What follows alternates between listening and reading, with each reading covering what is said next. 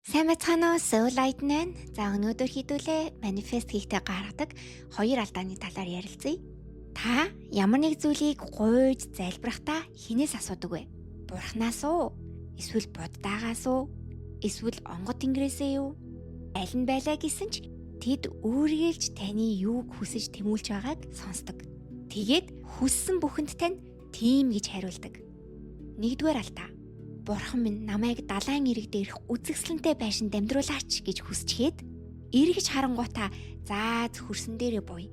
Би бараг насаараа ингэж ажиллаад ч тийм газар амьдрах боломжгүй үсттэй гэд бодлороо дөнгөж сая хүссэн зүйлээ буцаагаад авчихдаг.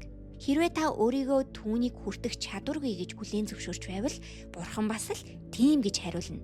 Учир нь бид энэ дэлхийд төрөхдөө чөлөөт сонголт гэдэг зүйлтэй төрсөн. Бурхан үргэлж таны чөлөөт сонголтыг хүндэтгэн. Тиймээс захиалга өгсөн бол түүндээ бат зогс. Хоёрдугаар алдаа. Бурхан минь энэ зүйлийг хурдан бүтээгээд өг. Яг одоо л надад хэрэгтэй байна гэд яаруулаад идэг. Гэвч бүх зүйл өөрийн гэсэн тохироо цаг хугацаанд ирдэг. Тэгэхээр хүссэн бол бодлороо буцааж авалгүй. Тэвчээртэй тэр зүйл чинь ирж байгаад бат итгээд инээмсэглэн хүлээ. Яагаад гэвэл хорвоо ертөнц агуу уудам. Түүнд авч болохгүй, бүтээж барахгүй зүйл нэгээхэн ч үгүй лээ.